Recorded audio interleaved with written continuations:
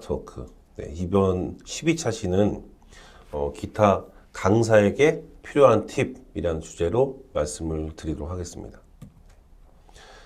자, 크게 두 가지를 준비를 해봤는데요. 자, 첫 번째는 아날로그 데이터를 디지털로 변환하는 방법입니다. 자, 아날로그 데이터가 우리가 생각보다 굉장히 많습니다. 사실 뭐 전화 통화에 대한 음성 자체도 일종의 아날로그 데이터라고 볼 수 있겠고요. 그 다음에 우리가 메모한 거, 뭐 출력된 종이, 그 다음에 우리가 이야기를 하거나 어떤 미팅을 하거나 어떤 외부에서 또 교육을 받을 때 사실 그런 음성, 오디오도 전부 다 아날로그죠. 근데 그런 것들을 디지털로 아주 간편하게 바꿀 수 있는 방법들이 있습니다. 자, 그 외에 또 강의 슬라이드 제작을 하기 위해서 제가 강의를 하면서 제 나름대로 모아놨던 자료들, 그런 것들을 이 영상을 보시는 분들한테 다 공유해서 드릴 수 있도록 미리 자료를 제가 준비해 놨거든요. 그래서 그거를 여러분들이 쉽게 다운로드 받을 수 있는 방법, 네, 이렇게 말씀을 드리도록 하겠습니다. 자, 그러면 아날로그 데이터를 디지털로 변환하는 방법에 대한 말씀을 드리기 전에 약간은 트렌디적인 말씀을 두 가지만 좀 먼저 드릴게요. 첫 번째는 진짜 요새는 협업 도구 전성 시대입니다. 그러니까 인터넷이라는 게 나오면서 그 많은 분들이 팩스가 없어질 거라고 했지만 여전히 팩스는 좀 남아있긴 하죠.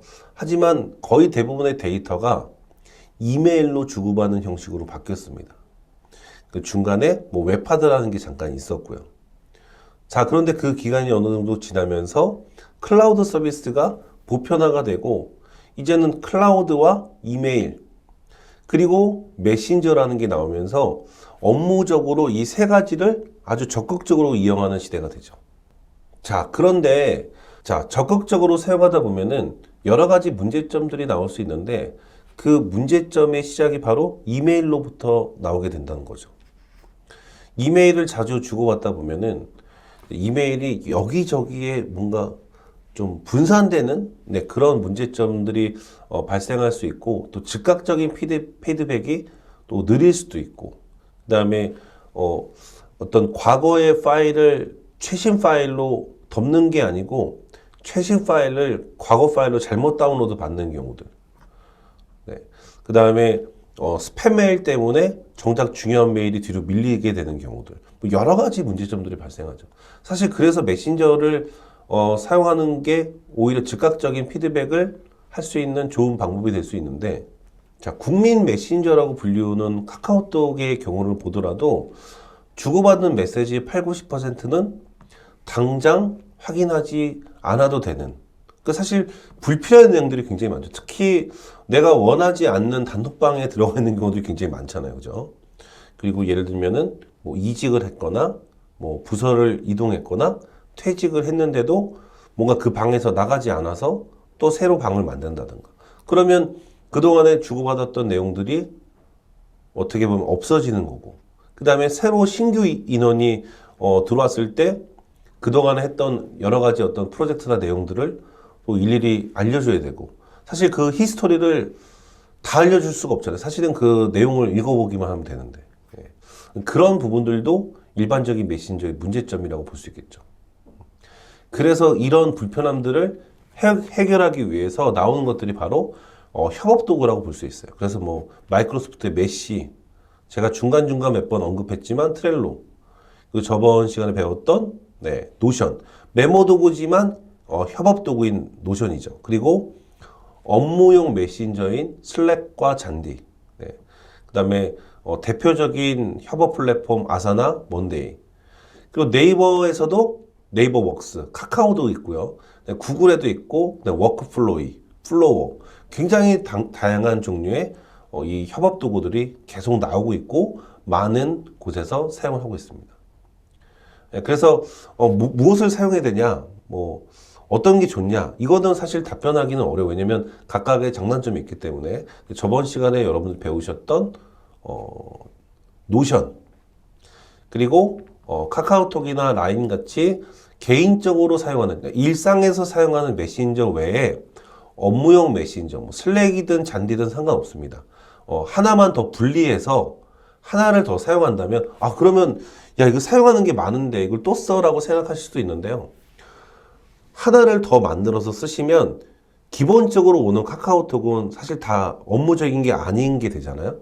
대부분은. 그러면은, 네, 오히려 더 효과적인 커뮤니케이션이 가능할 수도 있다. 이거는 또 분야마다 좀 차이가 있지만, 그래서 잘 생각해 보시고 활용을 해 보시면은 네, 좋겠다 생각이 들어서 이 페이지를 한번 준비를 해 봤습니다. 자, 그리고 트렌디한 페이지 두 번째. 네. 네카라 쿠베당토. 네. 혹시 여러분들 뭐 들어보셨나요? 아니면 딱 보고 느낌이 오시나요? 아마 느낌이 오시는 분들이 많이 계실 거예요. 현재 20대들이 가장 가고 싶어하는 기업들 중 하나입니다. 네.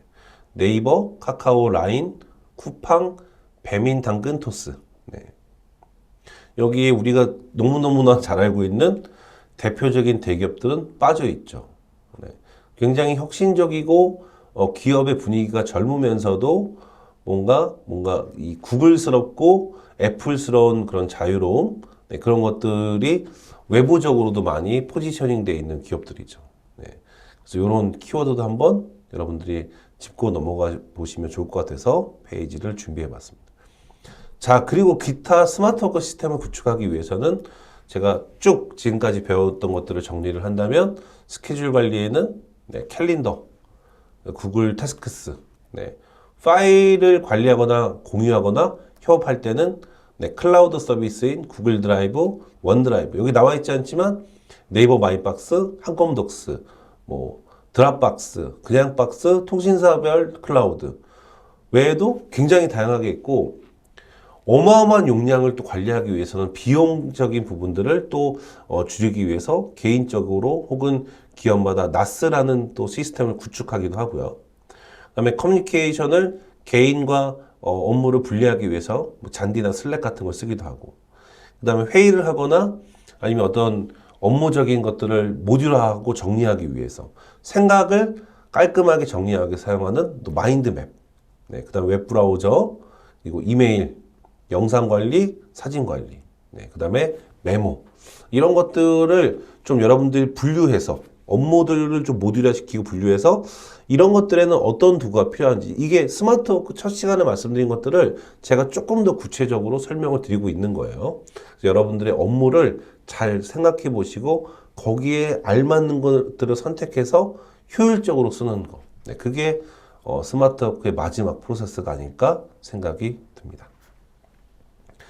자, 그러면 이제 본격적으로 한번 해보도록 할게요. 자, 킵. 네, 구글 킵입니다. 구글에서 검색하셔도 되고요. 네, 킵 한글로 그냥 쓰셔도 나옵니다. 자, 그래서 구글 킵에 접속하시면 되는데, 자, 제가 메모장 노션을 배워봤잖아요. 그죠? 노션을 배워봤는데, 이 구글 킵도 노션 같은 디지털 메모 도구입니다. 근데 노션은 협업 도구이면서도 좀 기능이 좀 다양하게 있었다면, 구글 킵은 정말 직관적이고 심플한 구글의 메모 도구라고 볼 수 있어요. 마찬가지로 스마트폰, 태블릿, 컴퓨터 모두 사용하실 수가 있고요. 자, 그래서 뭐 기본적인 내용은 제가 자세하게 설명드리지 않아도 몇 번 클릭 해보시면은 너무 쉽게 할 수 있는 뭐 메모 도구입니다. 자, 그래서 제가 메모를 열어서 구글 킵에 메모하기 했는데, 자, 보시면은 제가 글씨 좀 써놨죠? 네, 텍스트와 이미지를 추가할 수 있고 구글 드라이브의 문서로 변환할 수도 있고 공동 작업자를 추가할 수도 있고 알림 설정과 핀 고정을 할 수 있고 각각의 메모마다 포스트잇처럼 네, 색상 변경도 가능하다. 네, 써놨죠. 자, 이런 기능들이 있다고 보시면 돼요. 자, 그런데 자, 여기 보시면은 IBM 사이트에 What is the Internet of Things? 사물 인터넷을 영어로 검색했을 때 나오는 많은 웹페이지 중에 IBM이라는 사이트에 있는 웹페이지인데 저 빨간색 박스 보이시죠? 이 빨간색 박스를 그 부분을 제가 스크린샷, 그러니까 즉 캡처를 해봤습니다. 네. 멋진 스크린샷이라는 확장 프로그램으로 캡처를 여러분도 해보시면 되겠죠. 네. 그래서 캡처를 하신 다음에 구글 킵에 가서 이미지 첨부를 합니다. 자, 첨부를 하신 다음에 점점점을 클릭하면 좀 전에 없었던 항목이 하나 생깁니다. 그게 뭐냐면 이미지에서 텍스트 가져오기. 자, 이걸 클릭하면 진짜 사진 속에 있는 글씨를 텍스트로 갖고 옵니다. 이거 나중에 여러분들 좀 시간이 만약에 많다 그러면은 화면을 멈추고 위에 사진이랑 아래 글씨랑 오타가 있는지 없는지 한번 찬찬히 확인해 보세요. 그러면 오타가 없을 겁니다. 그냥 저는 거의 없다고 생각해요. 한글, 영어, 숫자, 오타가 거의 없습니다. 뭐 다른 국가 언어도 제가 해봤거든요. 뭐 아랍어 뭐 이런 것도 해봤는데 오타가 거의 나지 않는데 유일하게 오타가 가끔 났던 문자가 한자예요. 한자. 한자 중에 획수가 많고 좀 복잡한 한자들 있죠.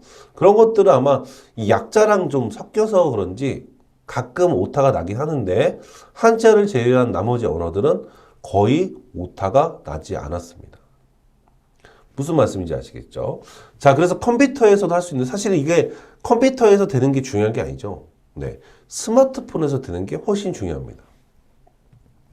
자, 그래서 여러분들 스마트폰에 구글 플레이 스토어나 앱 스토어에 가셔서 구글 킵 이렇게 검색하시면 네, 바로 어플리케이션 설치할 수 있는데 컴퓨터에서 접속할 때 사용했던 그 구글 계정을 똑같이 쓰셔야 돼요. 무슨 말씀인지 아시겠죠? 그래야 동기화가 됩니다. 네. 그죠? 아이디가 다르면 서로 다르게 나오니까 쓰는 의미가 많이 퇴색이 되기 때문에 반드시 컴퓨터에서 로그인한 계정과 스마트폰에서 들어가는 그 계정 자체가 같아야 된다는 거. 노션도 마찬가지죠. 그렇게 쓰셔야 된다는 거예요. 자, 그러면 구글 킵을 열고 로그인 하신 다음에 우측 하단에 플러스 버튼, 이 노트 만들기예요. 자, 노트를 만들었죠. 자, 이게 생각보다 아는 분들이 있는데 사용하는 분들이 많지 않은 키보드 자체. 이거 구글 킵 기능이 아니에요.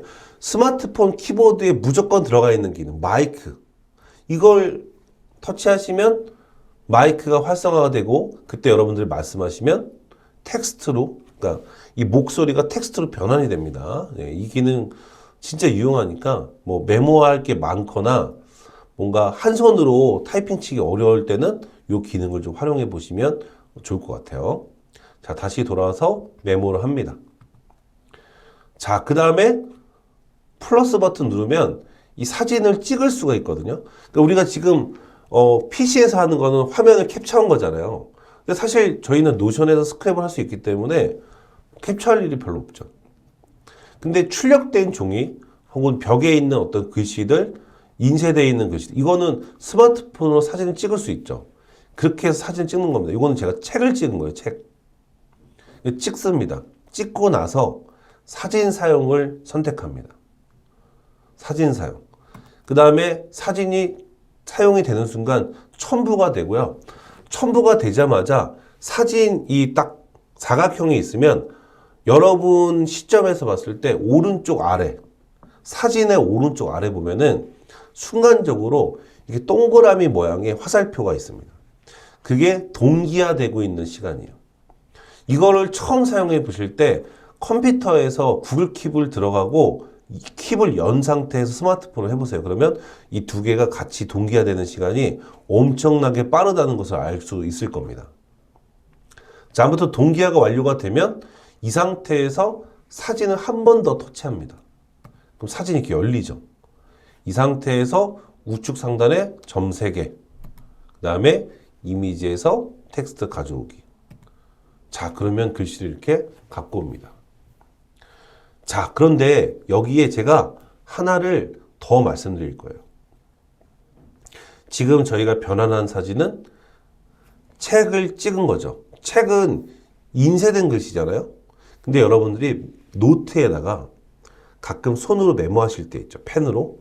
그때 메모한 걸 찍고 똑같이 한번 해보세요. 그러면 여러분이 직접 쓴 손글씨도 텍스트로 변환이 돼서 네, 실제 텍스트로 활용하실 수 있게 됩니다. 단 조건이 있죠. 손으로 쓴 예쁜 글씨만 되고요. 속된 말로 발로 쓴 글씨, 그러니까 못 알아보는 글씨는 네, 변환이 잘 되지 않는다는 거.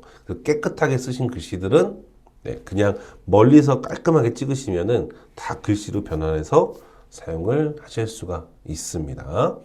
요거 꼭 기억해 주시고 구글 드라이브에 들어가신 다음에 그 찍은 사진을 업로드하고 그 사진을 클릭해서 문서로 변환을 해도 지금 이 기능을 똑같이 사용하실 수가 있어요. 그래서 구글 킵 외에도 구글 드라이브에서도 사용할 수 있다.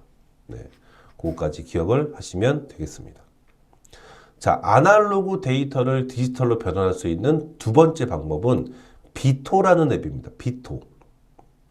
자, 근데 이 앱에 치명적인 단점이 하나 있어요. 네, 사실 저는 이 비토를 쓸 수가 없어요. 왜냐? 아이폰에서는 사용이 되지 않기 때문에. 그래서 아이폰이든 안드로이드든 무조건 사용할 수 있는 앱을 제가 설명을 꼭 그런 기준을 드리고 싶지만 이거를 버리기에는 너무 아까운 앱이라 네, 좀 아쉽게도 네, 아이폰 사용자분들한테는 좀 아쉽지만 그래도 설명을 드리도록 하겠습니다. 이건 뭐냐면 안드로이드 폰 쓰신 분들 보면 이 전화 기본 앱이라는 게 있죠. 전화기 모양의 그 기본 앱이 있어요. 전화 걸 때 누르시거나 전화 받을 때 누르는. 네.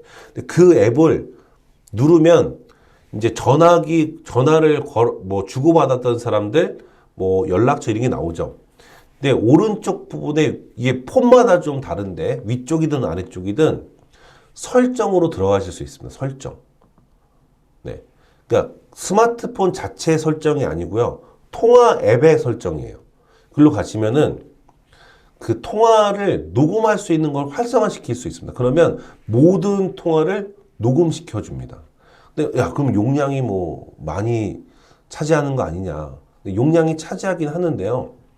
음성이잖아요. 그래서 얼마 안 합니다. 여러분들 사진 한두 장 찍는 정도 수준밖에 되지 않기 때문에 뭐 내 전화기 용량이 뭐 32기가다. 그러면 조금 위험할 수 있지만 128이 넘으면 사실 통화 녹음 자체가 얼마 되지 않고요.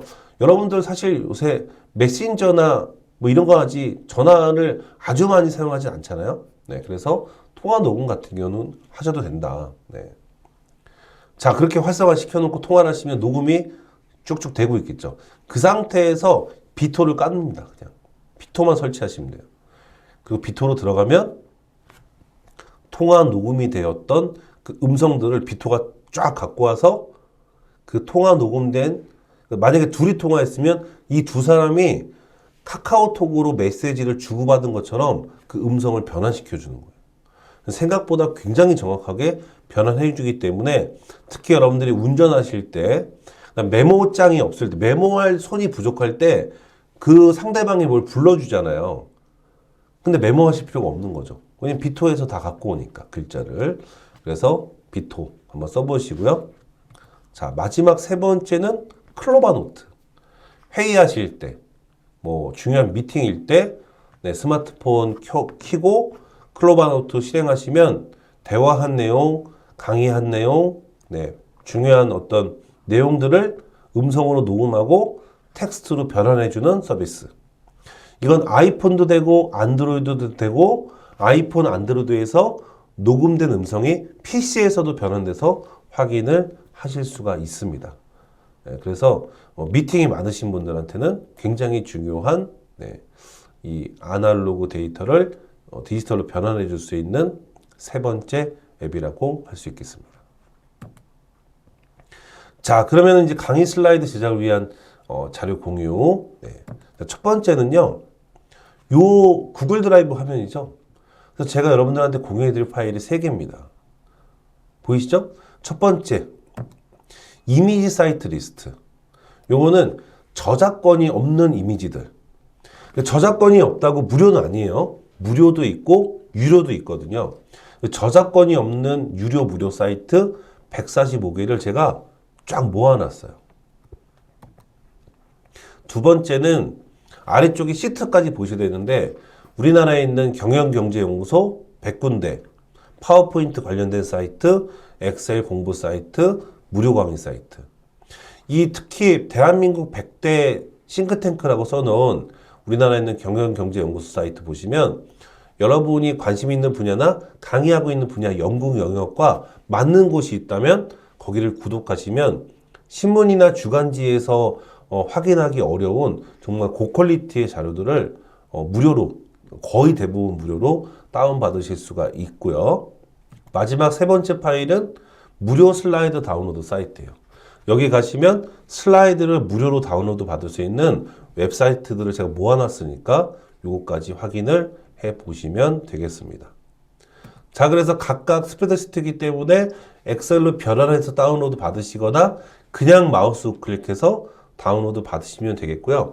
지금 이 구글 드라이브 지금 보이는 화면에 여러분들이 접속하기 위해서는 인터넷 주소창, 그러니까 검색창이 아니에요. 인터넷 주소창에 bit.ly/하고 한글로 비전, 숫자로 2022, bit.ly/비전 2022.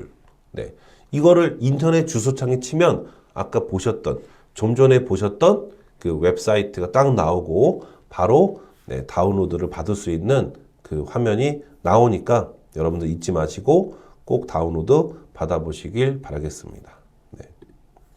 자, 이렇게 제가 스마트 워크를 통해서 여러분들의 어떤 도움이 될 만한 정보들을 잘 모아서 말씀을 드렸는데 얼마나 도움이 되실지는 모르겠어요. 그래도 스마트 워크에 대한 명확한 개념, 불필요한 것들을 줄이고 필요한 거에 집중해서 여러분들의 생산성을 높이는 것도 중요하지만 여러분들 항상 열심히 살고 계시잖아요.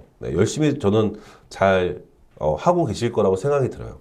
근데 이 스마트 워크를 잘 도입을 하시면 분명히 시간을 단축시킬 수 있고요.